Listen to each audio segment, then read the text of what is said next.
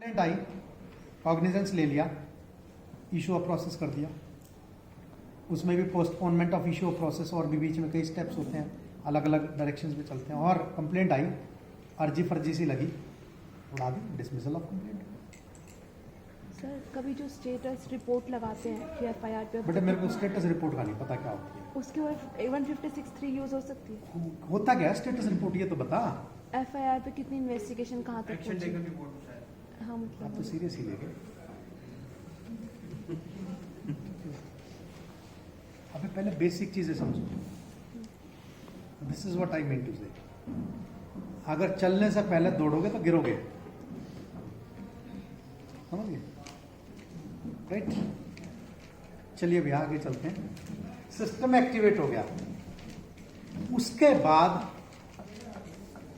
जो अगला main step है, मैं थोड़ा सा इस साइड ले लेता हूं बेटे, चाहे मैजिस्ट्रेट साहब ने करें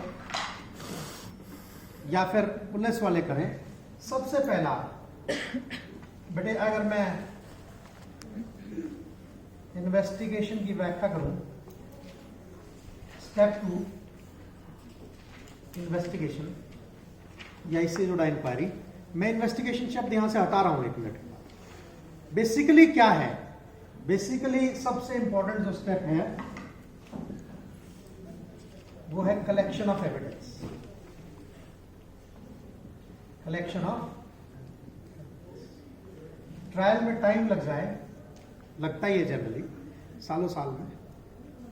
तो जो मर्डर हुआ है, जो खून के धब्बे हैं वहां पर पड़े हैं, क्या ट्रायल के टाइम तक वो सेम सलामत रहेंगे? खुले में हुआ, शाम को बारिश आ गई, निपट गया। रेप केसेस में कितने ट्रेसेस ऑफ डीएनए सैंपल्स कितनी देर तक रहेगा? मैं तो ये हाईलाइटेड केसेस की बात कर रहा हूं, मतलब जो मर्डर या और इनमें जिनपे जनरली हम। तो एक क्या होता है कि हमें इमीडिएटली एविडेंसेस सिक्योर करनी होती हैं। एक बुजुर्गवार हैं, आई विटनेस हैं,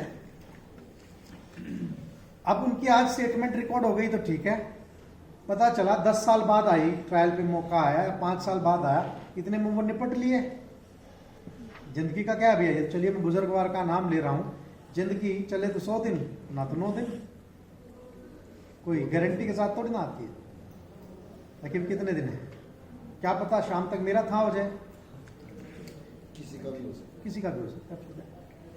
तो कलेक्शन ऑफ एविडेंस ये सिक्योर करते हैं हम। कलेक्शन ऑफ एविडेंस जब पुलिस वाले करते हैं तो इसको हम इन्वेस्टिगेशन नाम दे देते हैं,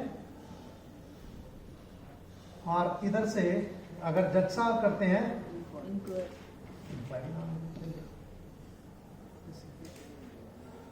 कलेक्शन तो हो गई एविडेंस की। जब तक जज साहब ये निर्णय नहीं करेंगे कि ये बंदा कल्प्रिट है, हम इसको सजा नहीं करेंगे। दूसरा मेजर स्टेप क्या है भैया?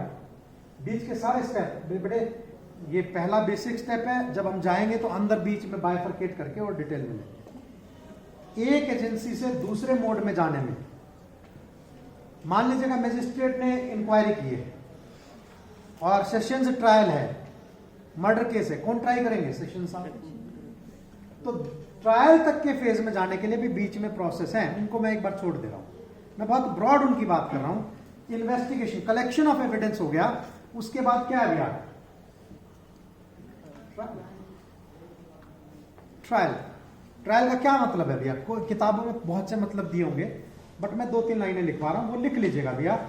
चाहे कोई इसको गलत कहता रहे, सही कहता रहे, बट इस मतलब को जरूर अपने जहन में बिठाइएगा, क्योंकि जैसे ही आप ये डेफिनेशन पढ़ेंगे आपको एग्जैक्ट क्लैरिटी आएगी। What is meaning of trial? मैं क्रिमिनल की सेंस में बोल रहा हूं, ब्रॉड नहीं बोल रहा। Trial is judicial determination of guilt of accused. Guilt of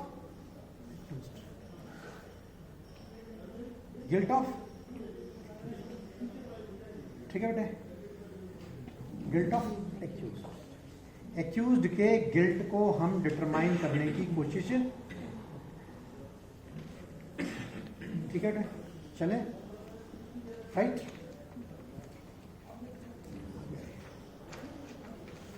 और एक मजे की बात, 17 से 27 याद रखने में भी, और इसमें एक 28 भी जोड़ दीजिएगा, इतने चैप्टर लगते हैं ट्रायल में।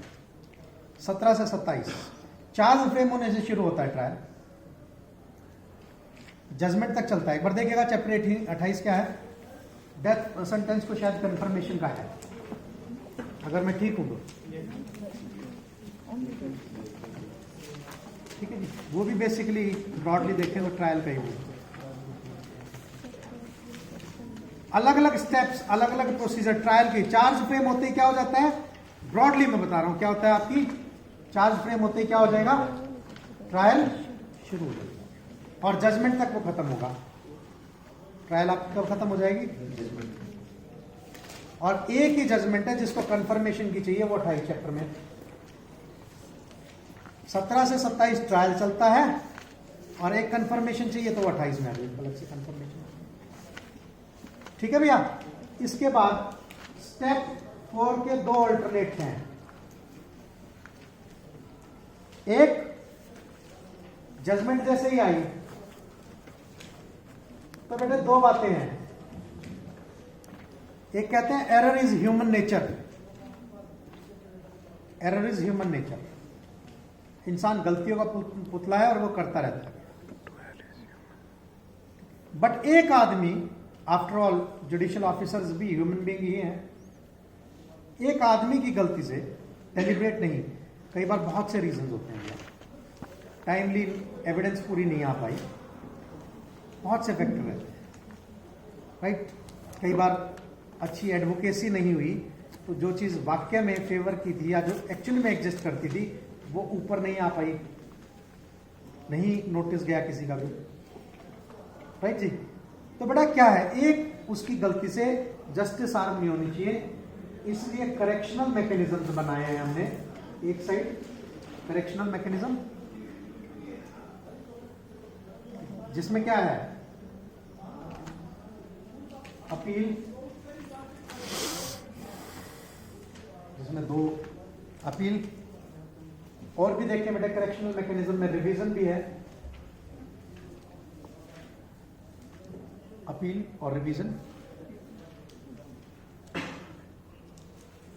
हाँ जी, रिव्यू एक बार के लिख दे रहा हूं, सिर्फ एक ही सेक्शन में रिव्यू वर्ड इस्तेमाल किया गया है पूरे से आपको इसमें 362।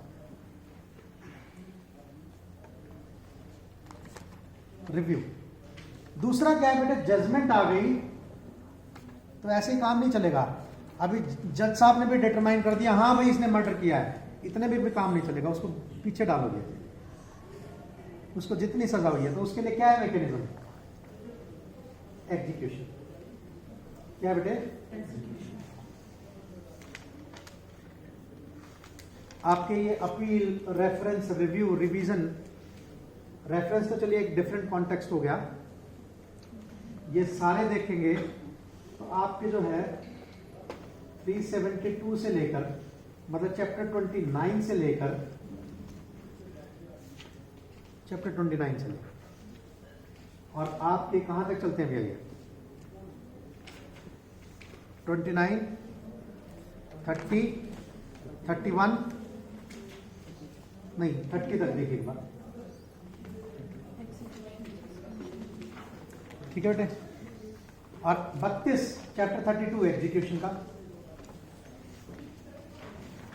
बड़े सिस्टमैटिक ढंग से है, कहीं उधर उधर नहीं लिखी हुई। एक बार वो स्कीम समझ लीजिएगा, अपने आप दिमाग में बैठने लग जाएगी,